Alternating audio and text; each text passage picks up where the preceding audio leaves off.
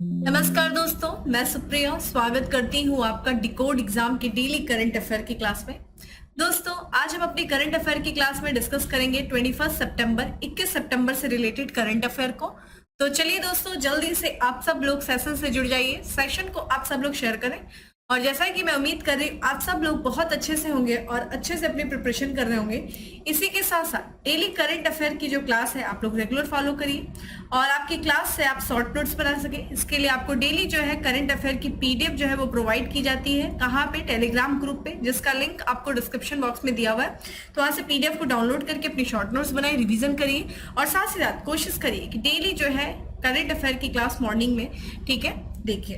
तो इसी के साथ स्टार्ट करते हैं अपनी क्लास स्टार्ट करूं उसके पहले कहना चाहूंगी कि जल्दी से चैनल को सब्सक्राइब कर लीजिए और बेल आइकन को प्रेस कर लीजिए। इससे आपको चैनल से रिलेटेड हर क्लास की वीडियो का प्रॉपर नोटिफिकेशन मिलेगा और आपकी कोई भी क्लास मिस नहीं होगी। तो स्टार्ट करते हैं दोस्तों पहला प्रश्न और आगे बढ़ते हैं। आज के पहले प्रश्न की तरफ चलते हैं कि हाल ही में Yashobhoomi India international convention and expo centre का उद्घाटन किस प्रदेश में किया गया है, या फिर हम कह सकते हैं किस राज्य या केंद्र शासित प्रदेश में किया गया है। तो Yashobhoomi India international convention and expo का जो है उद्घाटन किया गया है प्रधानमंत्री जी के द्वारा। ये किया गया है देश की राजधानी दिल्ली में, ठीक है। करेक्ट आंसर इज ए है। देखिए, कमेंट बॉक्स में आंसर करते हुए चलिए, साथ ही साथ वीडियो को शेयर करें। तो प्रधानमंत्री नरेंद्र मोदी जी ने दोस्तों दिल्ली के जो द्वारिका सेक्टर है दोस्तों, द्वारिका में इन्होंने यशोभूमि के नाम से जाने जाने वाला जो है India international convention and expo centre का क्या किया है, पहले फेज का उद्घाटन किया है। इस कन्वेंशन सेंटर की बात करें दोस्तों तो ये दुनिया के सबसे बड़े कन्वेंशन सेंटर में से एक होगा यशोभूमि, ठीक है। और इसको तैयार करने की अगर बात करें दोस्तों, इसमें 5400 करोड़ रुपए जो बजट आया है। और इसका अगर आप क्षेत्रफल देखें कि कितने क्षेत्र में ये फैला हुआ है, तो लगभग 8.9 वर्ग जो है मीटर के क्षेत्र में ये फैला हुआ कन्वेंशन है। अगर हम बात करें जिसमें देखिए अभी हाल ही में आपको आपने सुना भी होगा भारत मंडपम, जिसकी तस्वीर आप देख रहे हैं। तो भारत मंडप जो मंडपम है कन्वेंशन सेंटर, वहां पे G20 समिट भी हुआ था। और ये जो है यशोभूमि जो सेंटर है दोस्तों, ये माना जा रहा है कि उससे भी काफी बड़ा है, ठीक है। किससे दोस्तों? भारत मंडपम, जिसकी तस्वीर आप स्क्रीन पे देख रहे हैं, काफी चर्चा में भी रहा था, ठीक है। कब दोस्तों? जब G20 का समिट हुआ था। तो ध्यान रखिएगा, यहाँ पे दिल्ली के द्वारिका में यशोभूमि नाम से जो है India international convention and expo centre का उद्घाटन किया गया पहले फेज का प्रधानमंत्री जी के द्वारा। आगे बढ़ते हैं और अगले प्रश्न की तरफ चलते हैं कि ऑडिट, जो कि नियुक्ति से संबंधित दोस्तों ये प्रश्न है कि ऑडिट ब्यूरो ऑफ सर्कुलेशन के नए अध्यक्ष के रूप में किसे चुना गया है दोस्तों? तो ये चुना गया है बी, ठीक है, श्रीनिवासन के स्वामी को ऑडिट ब्यूरो ऑफ सर्कुलेशन का नया अध्यक्ष चुना गया है। तो इनकी जो नियुक्ति, जिनकी तस्वीर आप स्क्रीन पे देख रहे हैं दोस्तों, ये है श्रीनिवासन के स्वामी। और इनको देखा जाए 2023 से 24 के लिए ऑडिट ब्यूरो ऑफ सर्कुलेशन का क्या चुना गया है? नया अध्यक्ष चुना गया है। और इन्हीं के साथ साथ रियाद मैथ्यू जो है दोस्तों, उनको ऑडिट ब्यूरो ऑफ सर्कुलेशन का उपाध्यक्ष चुना गया है। अगर हम वर्तमान में बात करें कि जो श्रीनिवासन के स्वामी है, ये वर्तमान में देखिए Asia federation of advertising association के ये चेयरमैन के रूप में कार्यरत है। और देखा जाए तो ये कई प्रमुख संगठनों में महत्वपूर्ण नेतृत्व भूमिका को भी निभा चुके हैं, ठीक है। अगर हम बात करें ऑडिट ब्यूरो ऑफ सर्कुलेशन, ठीक है, ऑफ इंडिया की, तो दोस्तों ये एक गैर लाभकारी सर्कुलेशन ऑडिटिंग संगठन है। और इसका जो स्थापना हुई थी आजादी के ठीक 1 वर्ष बाद, यानी कि 1948 में हुआ था। और इसका हेडक्वार्टर दोस्तों ध्यान रखिएगा मुंबई में है, ठीक है। तो ऑडिट ब्यूरो ऑफ सर्कुलेशन का हेडक्वार्टर कहाँ है? मुंबई में है। तो नियुक्ति ध्यान रखिएगा, अध्यक्ष कौन बनाए गए हैं? श्रीनिवास के स्वामी।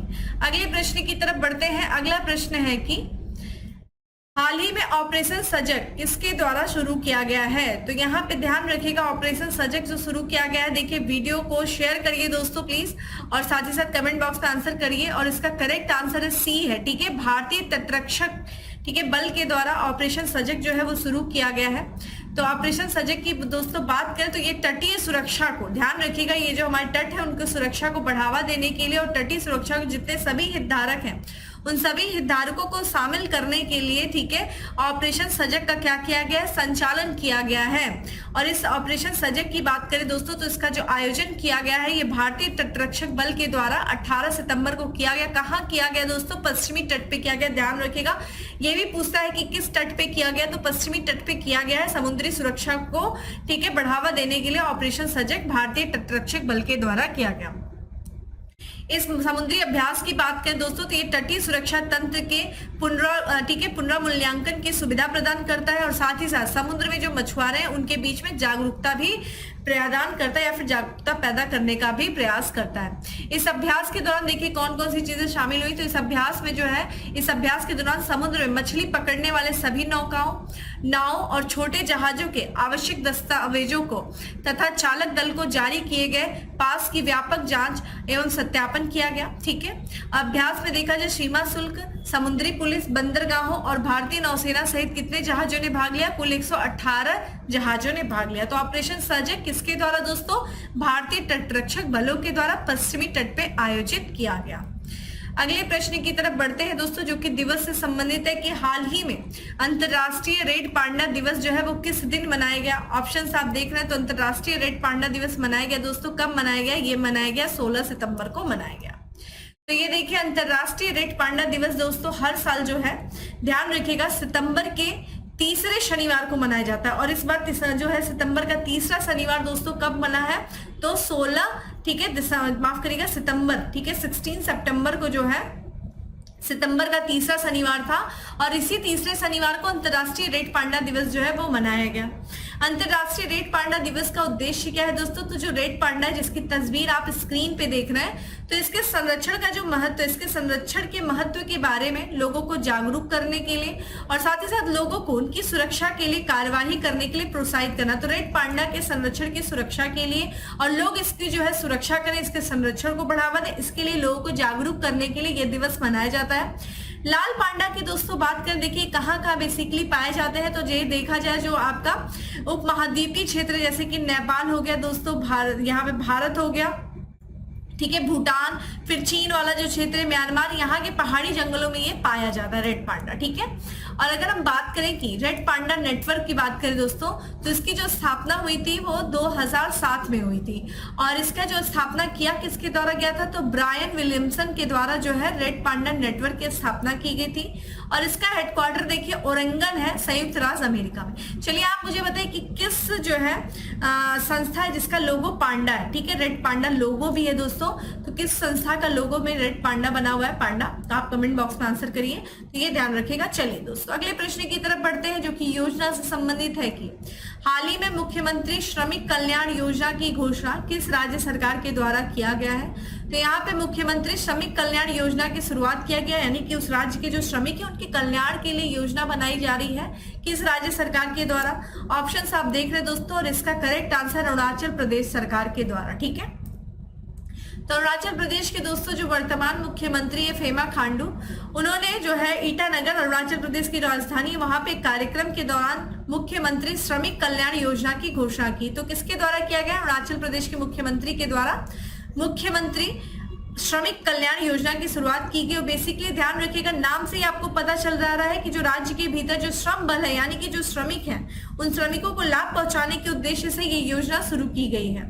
योजना के तहत देखिए सरकार के द्वारा क्या कार्य किया जाएगा? तो योजना के तहत जो अरुणाचल प्रदेश भवन है और अन्य निर्माण श्रमिक कल्याण बोर्ड के साथ जो पंजीकृत श्रमिकों के लिए लाभों का पुनर्गठन किया गया। ध्यान रखिएगा, ये हर श्रमिकों के लिए नहीं है, जो श्रमिक रजिस्टर है, कहाँ पे रजिस्टर है? तो अरुणाचल प्रदेश भवन और अन्य निर्माण श्रमिक कल्याण बोर्ड के तहत जो रजिस्टर्ड श्रमिक है उन्हीं को ये आर्थिक जो है सहायता प्रदान किया जाएगा राज्य सरकार के द्वारा। किस कल्याण के तहत, किस योजना के तहत? तो मुख्यमंत्री श्रमिक कल्याण योजना के तहत। इसके तहत क्या किया जाएगा? जो श्रमिक के परिवार हैं उन परिवारों में देखिए मातृत्व लाभ जो पहले 1000 रुपए दिया जाता था उसको बढ़ा करके 6000 रुपए कर दिया गया है। अगर किसी भी तरह से प्राकृतिक मृत्यु हो जाती है ठीक है श्रमिक की, तो उसको मुआवजा के तौर पे जो सरकार के द्वारा 50,000 रुपए दिए जा रहे थे, अब उसको बढ़ा करके क्या कर दिया गया है? ध्यान रखिएगा 2 लाख रुपए कर दिए गए हैं।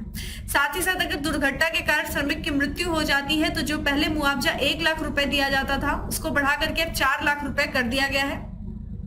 साथ ही साथ जो श्रमिक है दोस्तों, श्रमिक के जो बच्चे होते हैं दोस्तों, उनके अंदर खेल को भी प्रोत्साहन देने के लिए कार्य किया जाएगा, तो खेलों को भी बढ़ावा दिया जाएगा इस योजना के तहत श्रमिकों को। तो यहाँ पे जो राज्य स्तरीय और राष्ट्रीय स्तरीय टूर्नामेंट और प्रतियोगिताएं जो है वो कराई जाएंगी और उपलब्धियों के लिए जो है उनको नगद प्रोत्साहन दे करके प्रोत्साहित किया जाएगा। ठीक है, तो एक तरीके से श्रमिकों के जो बच्चे हैं उनमें जो है खेल के प्रति जागरूकता बढ़ाने के लिए उनके बीच एक टूर्नामेंट और प्रतियोगिता का भी आयोजन किया जाएगा और जो विजयी होगा उसको नगद के रूप में प्रोत्साहन नगद राशि भी प्रदान की जाएगी सरकार के द्वारा।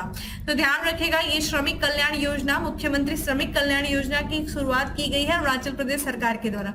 अरुणाचल प्रदेश की दोस्तों बात करें तो ये नॉर्थ ईस्ट का ये स्टेट है जिसकी आप तस्वीर यहाँ पे देखिए, यह नॉर्थ ईस्ट का मैप है, आपको यहाँ पे अरुणाचल प्रदेश दिखाई दे रहा होगा। अरुणाचल प्रदेश की दोस्तों बात करें तो इसकी 3 अंतरराष्ट्रीय सीमाएं यानी कि 3 देशों से अपनी सीमा को साझा करता है।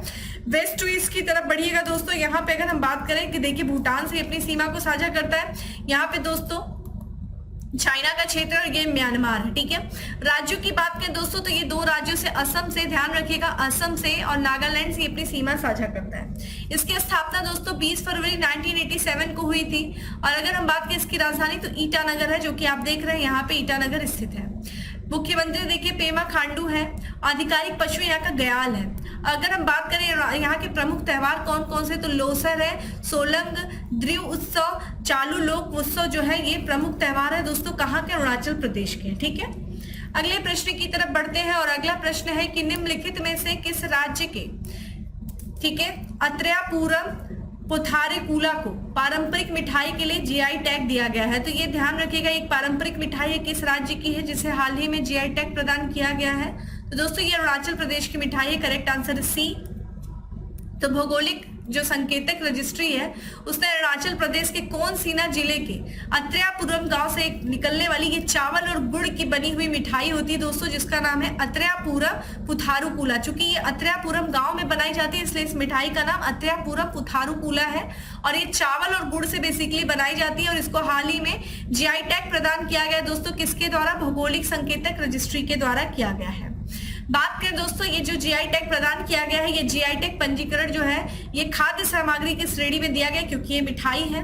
और यहाँ पे हम बात करें आधिकारिक जीआई सर्टिफिकेट जो है हैंडओवर समारोह विशाखापट्टनम में Damodaram Sanjivayya national law university में आयोजित किया गया था।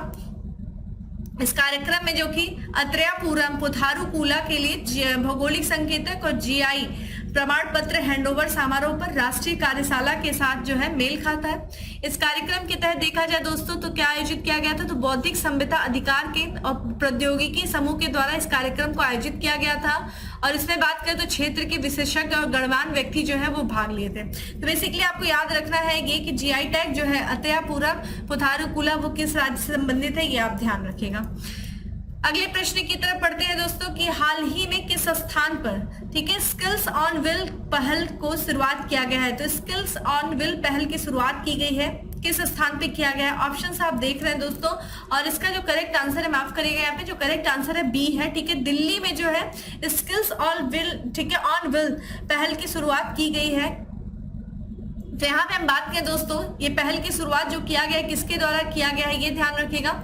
तो जो केंद्रीय कौशल विकास और उद्यमिता मंत्री हैं दोस्तों धर्मेंद्र प्रधान और लोकसभा के जो अध्यक्ष हैं दोस्तों ओम बिरला, इन्होंने दिल्ली में, ठीक है, स्किल्स ऑन व्हील पहल की शुरुआत की है। ठीक है, इस पहल का बेसिकली उद्देश्य देखिए क्या है, अगले 5 वर्षों में, ठीक है, 60,000 युवाओं को सशक्त करना। ठीक है, कितने, अगले 5 वर्षों में जो है स्किल्स ऑन व्हील पहल के तहत 60,000 युवाओं को सशक्त बनाया जाएगा। स्किल्स ऑन व्हील जो है वो नेशनल स्किल डेवलपमेंट कॉर्पोरेशन, जिसे हम हिंदी में राष्ट्रीय कौशल विकास निगम कहते हैं, उसकी मदद से डिजिटल साक्षरता और डिजिटल कौशल को बढ़ावा देने के लिए एक अनूठा जो है ये प्रयोग है। यह जो है बस और प्रायोगिक प्रयोगशाला शुरुआत में देखिए राजस्थान के गांव में जाएगी और इसके बाद जो है ये देश के अन्य हिस्सों में जो है जाएगी। तो यहाँ पे ध्यान रखिएगा स्किल्स ऑन व्हील जो है पहल शुरू किया गया है दिल्ली में। ठीक है, इसका उद्देश्य अगले 5 वर्षों को अगले 5 वर्षों में जो 60,000 युवा है उनको डिजिटल साक्षरता, उनके अंदर डिजिटल कौशल को बढ़ावा देने के उद्देश्य से इस पहल की शुरुआत की गई है, स्किल ऑन व्हील। ठीक है, चलिए दोस्तों अगले प्रश्न की तरफ बढ़ते हैं और अगला प्रश्न है हमारा कि हाल ही में किस अंतरराष्ट्रीय संगठन द्वारा पहला रोगी सुरक्षा अधिकार चार्टर जारी किया गया है। तो किसके द्वारा किया गया, ऑप्शंस आप देख रहे हैं। तो रोगी देखिए, पहला रोगी कौन, रोग के बारे में दुनिया में कौन कार्य करता है दोस्तों, ये करता है WHO यानी कि वर्ल्ड हेल्थ ऑर्गेनाइजेशन और उसी के द्वारा जो है पहला रोगी सुरक्षा अधिकार चार्टर जो है वो जारी किया गया है। तो विश्व स्वास्थ्य संगठन के द्वारा जो है इसने जो है अपनी तरह का ये पहला रोगी सुरक्षा अधिकार चार्टर जारी किया है। इस चार्टर की घोषणा WHO के द्वारा, ठीक है, WHO का मुख्यालय दोस्तों कहाँ है? जेनेवा, जो कि स्विट्जरलैंड में है। वहां पे 12 से 13 सितंबर को जो है एक सम्मेलन के दौरान जो है इस अधिकार चार्टर का, ठीक है, घोषणा की गई WHO के द्वारा। WHO ने सम्मेलन में रोगी सुरक्षा के लिए 2 नए संसाधनों का भी अनावरण किया है। यह देखिए कौन कौन से संसाधन, तो स्वास्थ्य देखभाल की सुरक्षा के संदर्भ में सभी रोगियों के मूल अधिकारों को यह रेखांकित करता है।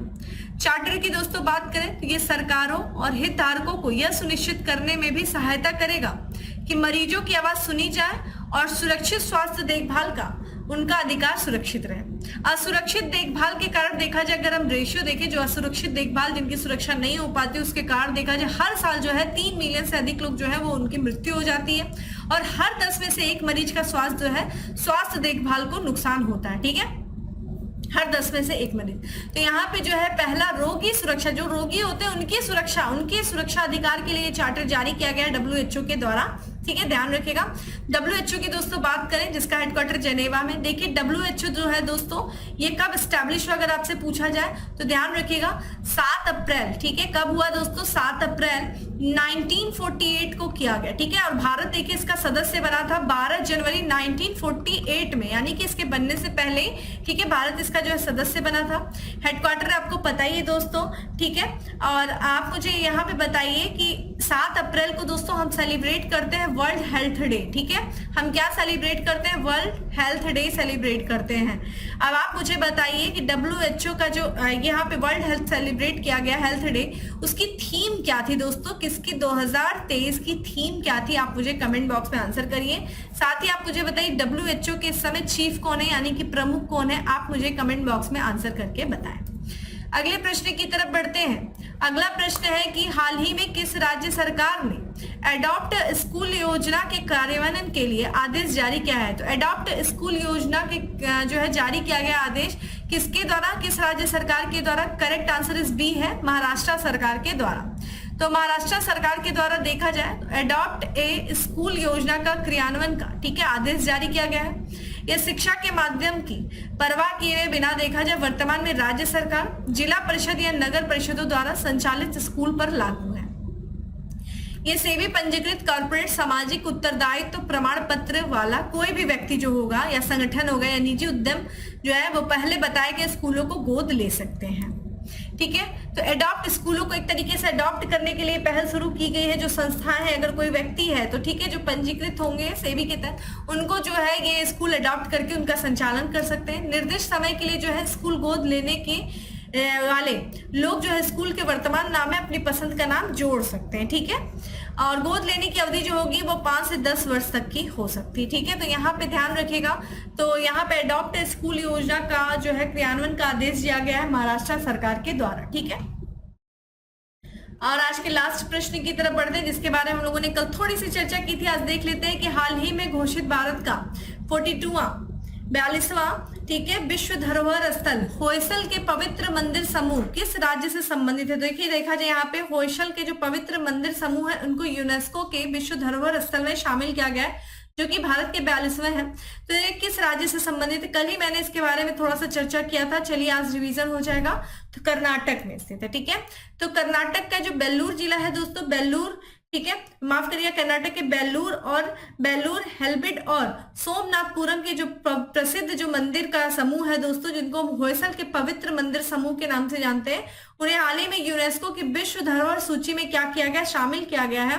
और ये भारत का देखा जाए तो 42वां यूनेस्को विश्व धरोहर स्थल है दोस्तों। जैसा कि मैंने पहले ही बात किया था, हाल ही में यूनेस्को के विश्व धरोहर समिति की जो 45वीं बैठक हुई है वो सऊदी अरब के रियाद में आयोजित किया गया और इसी दौरान ये निर्णय लिया गया, ठीक है। जिसमें देखा जाए 41वां जो था वो कौन सा था, शांति निकेतन था पश्चिम बंगाल का, ठीक है। और अगर हम बात करें 42वां कौन सा है दोस्तों, तो ये देखा जाए होयसल के मंदिर है और ये मंदिर देखिए भगवान शिव को समर्पित है। और इन मंदिर समूह का जो निर्माण किया गया था दोस्तों 1015 में होयसल राजा के द्वारा जो है किया गया था। काले पत्थरों का प्रयोग करके इन मंदिरों का निर्माण किया गया था। और बेसिकली इन मंदिरों में देखा जाए तो ये हिंदू धर्म से संबंधित जो देवी देवता है उनके चित्र है, मूर्तियां हैं, उनको उकेरा गया है। ऐसा नहीं कि कर्नाटक का ये पहला स्थल है दोस्तों, इसके पहले भी देखा जाए तो कर्नाटक के कई स्थलों को जो है यूनेस्को विश्व धरोहर स्थलों का जो है दावा करते हैं, जिसमें से देखा जाए हम्पी, ठीक है, खंडहर, पडक्कल स्मारक, पश्चिमी घाट, ये सब जो है शामिल है। तो ध्यान रखिएगा यहाँ पे 42वां यूनेस्को विश्व धरोहर स्थल भारत का कौन सा बना है दोस्तों? होयसल के पवित्र मंदिर समूह, कर्नाटक में स्थित है, ठीक है। और हमने ये भी बात किया जो 41वां कौन सा बना है दोस्तों? शांति निकेतन, ठीक है। शांति निकेतन रविन्द्रनाथ टैगोर जी के द्वारा जो स्थापित किया गया था, तो शांति निकेतन संस्कृत स्थल को जो है भारत का 41वां विश्व धरोहर स्थल घोषित किया गया। तो ये था दोस्तों आज का हमारा 10 MCQ। अब बात कर लेते हैं थोड़ा सा यूनेस्को के बारे में, फिर से रिवीजन कर लेते हैं। यूनेस्को जिसे हम क्या कहते हैं? यूनाइटेड नेशन नाम से देखिए यहाँ पे, यहाँ ऐसे चीजों को याद क्या करिए, ठीक है। जैसे ई एजुकेशन हो गया, एस हो गया साइंटिफिक हो गया, कल्चरल ऑर्गेनाइजेशन, यानी कि अगर हम बात करें संयुक्त राष्ट्र शैक्षिक वैज्ञानिक और सांस्कृतिक संगठन है, ठीक है दोस्तों। इसका जो स्थापना हुआ था वो 16 नवंबर 1945 में हुआ था। कब हुआ था दोस्तों? कहाँ हुआ था? लंदन, यूनाइटेड किंगडम में हुआ था। लेकिन ध्यान रखिएगा स्थापना तो लंदन में हुई थी, लेकिन जो इसका मुख्यालय दोस्तों वो पेरिस में है, फ्रांस की राजधानी पेरिस में है। और यहाँ के इस समय जो वर्तमान महानिदेशक है एंड्रे जोल है, ठीक है। इस समय वर्तमान 193 इसके सदस्य हैं और 11 जो है इसके सहयोगी सदस्य हैं यूनेस्को के। तो ये ध्यान रखिएगा। ये थे कुछ महत्वपूर्ण आज के हमारे करंट अफेयर। अब बात कर लेते हैं किसके बारे में? फैक्ट्स ऑफ द डे के बारे में। फैक्ट्स ऑफ द डे में हमारा सबसे पहला फैक्ट्स है कि आईआईटी कानपुर ने स्टार्टअप इकोसिस्टम को बढ़ावा देने के लिए साझेदारी की है। किसके साथ किया है? तो आईसीआईसी बैंक के द्वारा साझेदारी किया है। बैंक के साथ किससे? आईआईटी कानपुर ने। उद्देश्य क्या है? ठीक है, स्टार्टअप इकोसिस्टम को बढ़ावा देना। विद्यार्थियों के लिए मुख्यमंत्री नाश्ता योजना शुरू की गई है। किसके द्वारा दोस्तों? किस राज्य सरकार के द्वारा? तेलंगाना के द्वारा। सामाजिक सुरक्षा को बढ़ावा देने के लिए विश्व बैंक फंड देगा। किस राज्य को देगा? उड़ीसा को देगा। राज्य सरकार ने औद्योगिक श्रमिकों की बेटियों को 50,000 रुपए अनुदान देने की घोषणा की है। किस राज्य सरकार ने दोस्तों? हरियाणा के। पैरा कमांडो बनने वाली पहली महिला आर्मी सर्जन बनी है कौन? पायल छाबड़ा। ये इंपॉर्टेंट है दोस्तों, स्टार कर लीजिएगा। दोस्तों ये था आज का हमारा करंट अफेयर। उम्मीद करती हूँ आपको अच्छा लगा होगा। अच्छा लगा है तो लाइक कर दीजिएगा, ज्यादा से ज्यादा लोगों को शेयर कर दीजिएगा। और डेली करंट अफेयर की दोस्तों पीडीएफ है वो आपको टेलीग्राम ग्रुप पे मिलेगी, जिसका लिंक आपको डिस्क्रिप्शन बॉक्स में दिया हुआ है। तो जाइए डाउनलोड करिए, ना सिर्फ डाउनलोड करिए बल्कि रिविजन करिए अपना, ठीक है। फिर मिलते हैं अगले सेशन में, तब तक के लिए bye, have a good day, stay safe and stay